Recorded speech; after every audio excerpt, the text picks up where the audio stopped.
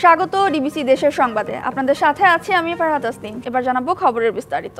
যশোরের বাঘারপাড়া উপজেলার খোলশী সরকারি প্রাথমিক বিদ্যালয়ের নতুন ভবন নির্মাণে পুকুর চুরি।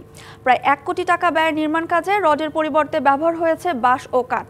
এলাকাবাসীর অভিযোগ, ঠিকাদারের বিরুদ্ধে অনিয়মের অভিযোগ দিলেও প্রশাসন কোনো ব্যবস্থা নেয়নি। স্থানীয়দের বাধার মুখে বন্ধ রয়েছে নির্মাণ কাজ। নির্মাণ হচ্ছে স্কুল ভবন, তবে ভবনের ভিত্তি দাঁড়ায় যে রডের উপর তার কোনো হদিস নেই। তার বদলে দেয়া হয়েছে বাঁশ আর কাঠ। গত বছর বাঘারপাড়ার খালশী সরকারি প্রাথমিক বিদ্যালয়ের নতুন ভবন নির্মাণের দরপত্র আহ্বান করা হয়। কাজ পায় যশোরের বিশ্বজিৎ কনস্ট্রাকশন। ব্যয় ধরা হয় 94,91,000 টাকা। তবে হাত বদলের মাধ্যমে বাঘারপাড়া উপজেলার নয়ন বিশ্বাস চলতি বছরের জানুয়ারিতে ভবন নির্মাণের কাজ শুরু করেন। শুরু থেকেই সংশ্লিষ্ট ঠিকাদারের বিরুদ্ধে অনিয়মের অভিযোগ তোলেন স্থানীয়রা। বিভিন্ন দপ্তরে অভিযোগ দেয়া হলেও ব্যবস্থা নেয়নি কর্তৃপক্ষ। নিচে যখন কাজ করে তখন ঢালাইয়ের ভিতরে চটা দেয়। সত্যতা পেয়ে আমরা উপজেলা প্রশাসক মহোদয়কে অবগত করলে উপজেলা প্রশাসক মহোদয় এটা এসে ইঞ্জিনিয়ারকে সাথে নিয়ে আসে, উপজেলা ইঞ্জিনিয়ারকে সাথে এনে কাজটা বন্ধ করে দেয়। দুদকের লোক সবকিছু করে আলামত সহ তারা সবকিছু নিয়ে গেছে। এলজিইডির প্রকৌশলী আবু সুফিয়ান জানালেন, নিম্নমানের নির্মাণ সামগ্রী ব্যবহার করায় ঠিকাদারি প্রতিষ্ঠানকে লিখিতভাবে সতর্ক করা হয়েছে। আংশিকভাবে ভাঙা হয়েছে ইউনো সাহেবের উপস্থিতিতে। আমাদের জেলার একটা টিম আসছিল, আমাদের কনসালটেন্ট একটা টিম আসছিল, ওনারাও ভেঙে ওখানে কোনো বাঁশের চাটা পাইনি, রড পাইছে, কিন্তু রড ঠিক মতো স্পেসিফিকেশন অনুযায়ী ছিল না। পরবর্তীতে আমার উপস্থিতিতে ওগুলো আংশিকভাবে ভেঙে দিই এবং ঠিকাদারকে সম্পূর্ণভাবে ভাঙার জন্য নির্দেশ দেওয়া হয়েছে। পরে 29 এপ্রিল অভিযান চালিয়ে অনিয়মের প্রমাণ পায় দুদক। সংস্থাটি এ নিয়ে কথা না বললেও বিষয়টি নিশ্চিত করেন প্রধান শিক্ষক। ওই সিমেন্ট বালি ওইগুলো নাই, কিন্তু চটা পড়ে আছে কিছু। মানে আমরা দেখেছি, সাব ইঞ্জিনিয়াররা দেখেছে, ম্যানুয়াল অনুযায়ী যদি আমার কাজ না হয় তাহলে যথাযথ ব্যবস্থা নেবে যে কর্মের সাথে জড়িত যারা। এলাকাবাসীর বাধায় এখন বন্ধ আছে ভবন নির্মাণ কাজ। দুর্ঘটনা এড়াতে ভবনটি পুনরায় নির্মাণের দাবি তাদের। DBC news desk. গেল 1 দশকে তিস্তায় বিলীন অর্ধশত শিক্ষা প্রতিষ্ঠান। বন্যার ঝুঁকিতে এবারও 5 শতাধিক কুড়িগ্রাম, লালমনিরহাট, গাইবান্ধা ও রংপুরের চরাঞ্চলে কোমলমতি শিক্ষার্থীদের স্বপ্ন আর ভবিষ্যৎ ভেসে যাচ্ছে নদীর স্রোতে। বাড়ছে ঝরে পড়ার হার। অগ্রাধিকার ভিত্তিতে চরাঞ্চলের শিক্ষায় বিশেষ নজর দেওয়ার কথা বলা হলেও বাস্তবে তার কোনো প্রতিফলন নেই।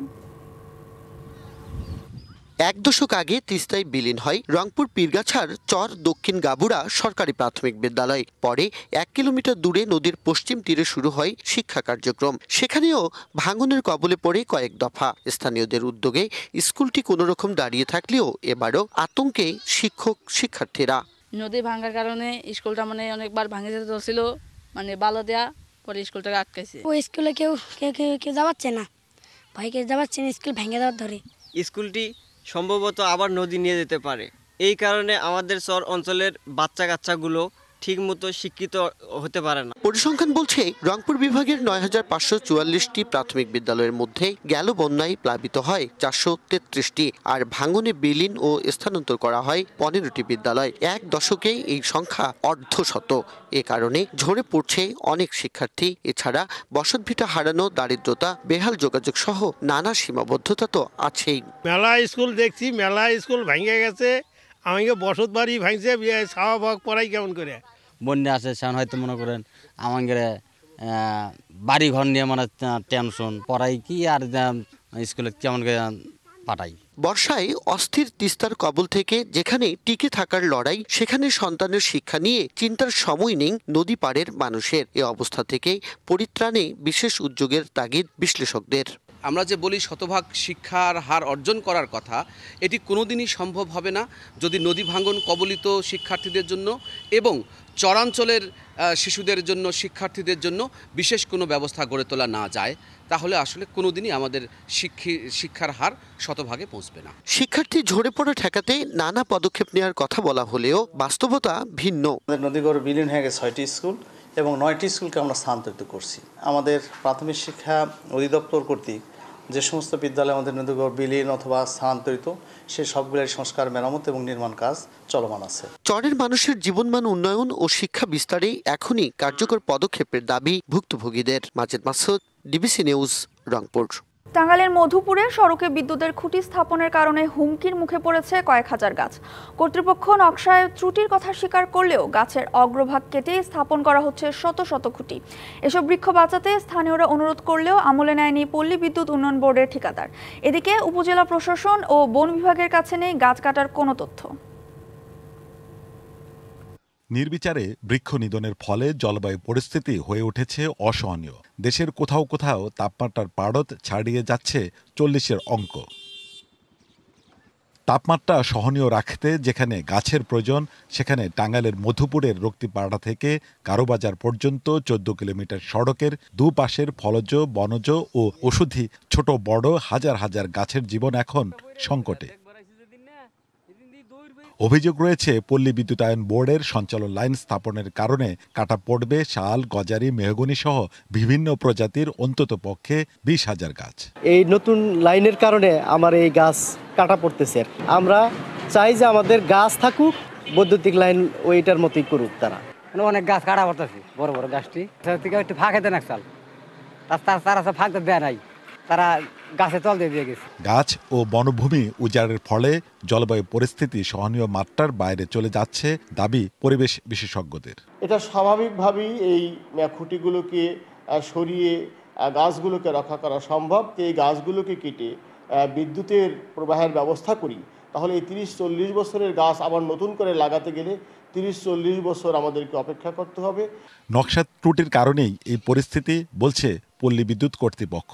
পাশে দিয়ে নাও, মানে যাতে গাছগুলোও বাঁচে, রাস্তারও ক্ষতি না হয়। কোনো সময় যদি রাস্তা 10 ফিট বাড়ে, তাও যেন বিদ্যুৎ লাইনটা সেফে থাকে। এটা যারা পরিকল্পনা করছে, যারা এটা এক্সিকিউট করতেছে, তাদের সঙ্গে কথা বলতে। স্থানীয়দের লিখিত অভিযোগ পেলেও কার্যকর পদক্ষেপ না নেওয়ার অভিযোগ উপজেলা প্রশাসনের বিরুদ্ধে। আর বন বিভাগ বলছে এসব বিষয়ে কিছুই জানে না তারা। তো মানুষের অভিযোগও আছে, আমরা পরিবেশের কথা চিন্তা করে মাথায় রেখে বিদ্যুতের লাইনটাও যেন আমরা স্মুথভাবে নিতে পারি। যখন এই কাজটা শুরু হবে সরজমিনে, আমি নিজে থেকে কিভাবে গাছগুলোকে বাঁচানো যায় এবং পাশাপাশি বিদ্যুৎ, যেহেতু এটা আমাদের ক্রাইম নিড, এটাও যেন ঠিক থাকে, এই ব্যবস্থাটা আমরা করবো ইনশাআল্লাহ। তাদের বিরুদ্ধে আমরা আইনানুগ ব্যবস্থা নেওয়ার জন্য আমাদের যে মধুপুরে যারা আছে সংশ্লিষ্টদের বলেছি, তারা তাদের সাথে যোগাযোগ করে কিভাবে এটা বন্ধ করা যায় সেই ব্যাপারে ব্যবস্থা নেবে। চলতি অর্থ বছরে টাঙ্গাইলের ঘাটাইলের পাকুটিয়ার গ্রিড থেকে গারোবাজার সাবস্টেশন পর্যন্ত 33 কেভি সঞ্চালন লাইন স্থাপন প্রকল্প বাস্তবায়ন করছে পল্লী বিদ্যুৎ উন্নয়ন board. Sohel Talukdar, DBC news, Tangail. চুয়াডাঙ্গার উপর দিয়ে বয়ে যাচ্ছে তীব্র তাপপ্রবাহ। গেল 4 দিন ধরে দেশের সর্বোচ্চ তাপমাত্রা রেকর্ড হয়েছে এ জেলায়। এ নিয়ে আরও জানাতে চুয়াডাঙ্গা থেকে সরাসরি যুক্ত হচ্ছেন সহকর্মী কামরুজ্জামান সেলিম। সেলিম, কয়েকদিন ধরে টানা গরমে জনজীবনে কেমন প্রভাব পড়ছে জানাবেন আমাদের। তাসনিম, আসলে সকালের যে রোদ সেটি কিন্তু উঠেছে এবং অন্যান্য দিনের তুলনায় গত 5 দিনের তুলনায় আজকে কিন্তু কোনো অংশে কম নাই। রোদের যে তীব্রতা সেটি কিন্তু শুরু হয়ে গেছে, অর্থাৎ দিন যত বাড়বে ততই কিন্তু রোদের তীব্রতা আরো বাড়বে। এই রোদের তীব্রতার কারণে কিন্তু শ্রমজীবী মানুষ যারা রয়েছে, সাধারণ মানুষ যারা রয়েছে, খেটে খাওয়া মানুষ যারা রয়েছে, তারা কিন্তু বের হতে বেশ বেগ পাচ্ছে। কারণ অনেকেই যারা শ্রমজীবী মানুষ রয়েছে তাদেরকে দিন এনে দিন খেয়ে কিন্তু সংসার চালাতে হয়, তাদের কিন্তু সাংসারিক জীবনের উপরে বেশ প্রভাব পড়েছে। কারণ তারা বাইরে বের না হলে কিন্তু সংসারের উপরে প্রভাব পড়ে। এ কারণে কিন্তু তারা দিন যত গড়াচ্ছে কিন্তু একটু পরে তাদেরকে মাঠ থেকে ফিরতে হবে, কাজ থেকে ফিরতে হবে, না হলে কিন্তু গরমের যে তীব্রতা, গরমের যে ঝলকানি, সেটাতে কিন্তু তাদের অনেকের গায়ে কিন্তু ঝলসিয়ে যাওয়ার কথা আমাদেরকে বলছে। গতকাল চুয়াডাঙ্গায় সর্বোচ্চ তাপমাত্রা রেকর্ড করা হয়েছে 41.8 ডিগ্রি সেলসিয়াস, যেটি গত 4 দিন কিন্তু দেশের সর্বোচ্চ তাপমাত্রা বিরাজ করছে এই জেলায়। আমরা কিন্তু হাসপাতালগুলোতে দেখেছি, সেখানে কিন্তু তাপজনিত বিভিন্ন রোগে ভর্তি হচ্ছে, বিশেষ করে বয়স্ক এবং শিশুরা। শিশুদের ডায়রিয়া এবং বয়স্কদের হিটস্ট্রোক রোগে কিন্তু ভর্তি হচ্ছে।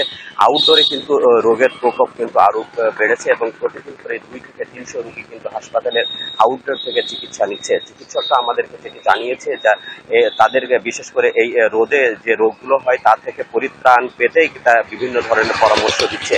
এছাড়া কিন্তু আমরা আবহাওয়া অফিসের পক্ষ থেকে যেটি জেনেছি, আগামীকাল বৃষ্টির সম্ভাবনার কথা বলা হচ্ছে।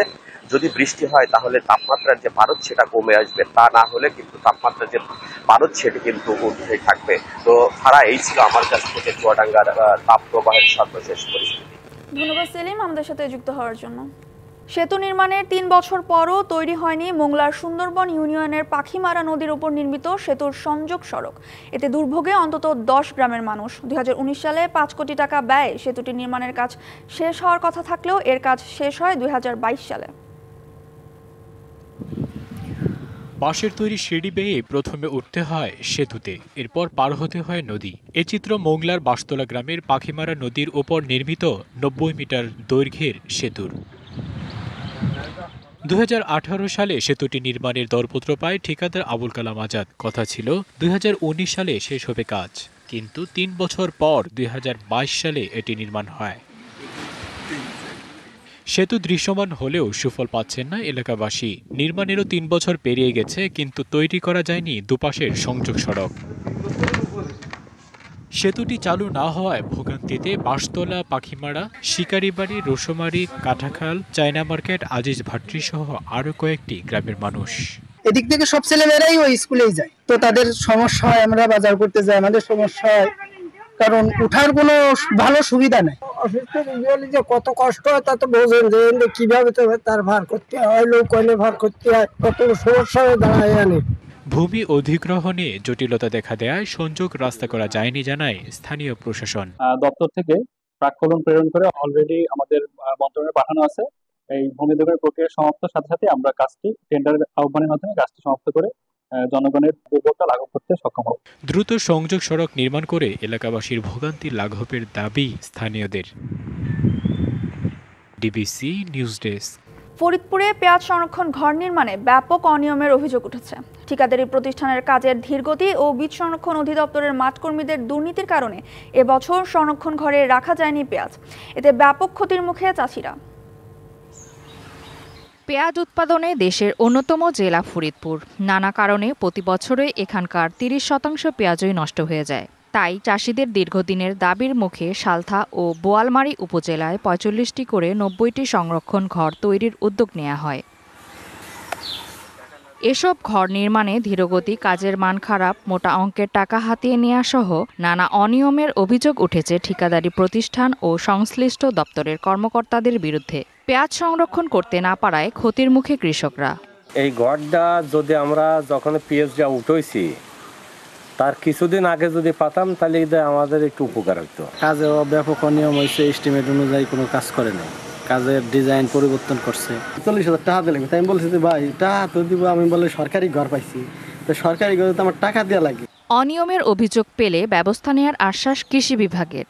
তারা যে কথা বলছে এখানে ঠিকাদার কোনো টাকা পয়সা নিচ্ছে বা করছে, এই ধরনের কোনো অভিযোগ আমার কাছে নাই বা এই বিষয়টা আমার জানা নাই এবং সেটা নেওয়ারও কথা না। এই ধরনের অভিযোগ পেলে আপনি ব্যবস্থা নেবেন? না না না না না, অবশ্যই অবশ্যই, সঙ্গে সঙ্গে।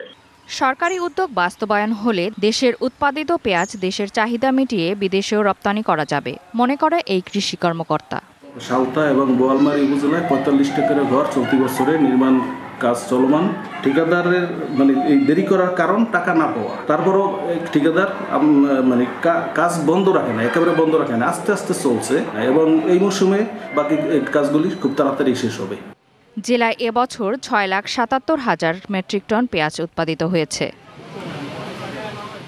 DBC news desk. প্রায় ৯ বছর পর সমাবর্তন হচ্ছে চট্টগ্রাম বিশ্ববিদ্যালয়ে। চবির ইতিহাসে সবচেয়ে বড় এই সমাবর্তনের সব প্রস্তুতি সম্পন্ন। বিশ্ববিদ্যালয় জুড়ে এখন সাজ রব। জীবনের গুরুত্বপূর্ণ সময় চবিতে কাটানো প্রায় ২৩,০০০ শিক্ষার্থী স্মৃতি বিজড়িত ক্যাম্পাসে গাউন পরে সার্টিফিকেট নিতে আসছেন। সমাবর্তনে প্রধান অতিথি বাংলাদেশের অন্তর্বর্তী সরকারের প্রধান উপদেষ্টা ডক্টর মোহাম্মদ ইউনূস। চট্টগ্রাম বিশ্ববিদ্যালয়ের বয়স ৫৯ বছর। তবে দীর্ঘ সময়ে কেবল 4টি সমাবর্তন করতে পেরেছে বিশ্ববিদ্যালয়টি। জানিয়ে অভিযোগ অনুযোগ আছে শিক্ষার্থীদের। প্রশাসনের ব্যর্থতা নিয়ে রয়েছে সমালোচনাও। বিশ্ববিদ্যালয়টি সবশেষ সমাবর্তন আয়োজন করে ২০১৬ সালে। আগামী ১৪ মে অনুষ্ঠিত হবে ৫ম সমাবর্তন। বিশ্ববিদ্যালয়ের ইতিহাসে সবচেয়ে বড় সমাবর্তনকে ঘিরে পুরো ক্যাম্পাসে চলছে সাজসজ্জা। ৯ বছর পর একটা অনেক লম্বা সময়, আমরা চাচ্ছি যে এই সময়টাকে অনেক বেশি কমিয়ে আনার জন্য। সমাবর্তন হচ্ছে একজন স্টুডেন্টের জন্য একটা আনন্দের দিন। 4বার সমাবর্তন হয়েছে, এবার নিয়ে 5বার। তো আমরা চাই সাধারণ শিক্ষার্থী হিসেবে এই সমাবর্তনটা যেন প্রতি বছর বা প্রতি 2 বছর অন্তর করা হোক। সাবেক বর্তমান শিক্ষার্থী ও অতিথি মিলে প্রায় 1 লাখ লোকের সমাগম হতে পারে ধারণা প্রশাসনের। সমাবর্তনে অংশ নিচ্ছেন প্রধান উপদেষ্টা ডক্টর মোহাম্মদ ইউনূস। আমাদের মাননীয় প্রধান উপদেষ্টা অর্থনীতিবিদ প্রফেসর ডক্টর মোহাম্মদ ইউনূস, তারই বিশ্ববিদ্যালয়ে উনি এই প্রথম কোনো সমাবর্তনে তিনি আসছেন। আমরা মনে করছি যে আমাদের কনভোকেশনে অনেক বড় চ্যালেঞ্জ আছে, কিন্তু আমাদের শিক্ষক শিক্ষার্থীরা, অফিসার কর্মচারী কর্মকর্তারা একযোগে কাজ করছেন। প্রধান উপদেষ্টার আগমনকে কেন্দ্র করে ক্যাম্পাসে নেওয়া হয়েছে বাড়তি নিরাপত্তা। প্রক্টর অফিস, ছাত্র উপদেষ্টা, ডিন, প্রভোস্ট, কারো কোনো রেস নাই। নিরাপত্তা ইস্যুটাকে এখানে ব্যবস্থাপনার দৃষ্টিভঙ্গি থেকে আমরা ভাগ করেছি। দেরিতে হলেও সমাবর্তন হয় খুশি শিক্ষার্থীরা। DBC news desk. ডিবিসি দেশের সংবাদে এই ছিল এখনকার মতো। ডিবিসি নিউজের সংবাদগুলো পড়তে ভিজিট করুন dbcnews.tv আর ভিজিট করুন ডিবিসি নিউজের ফেসবুক পেজ এবং ইউটিউব চ্যানেল। সঙ্গেই থাকুন।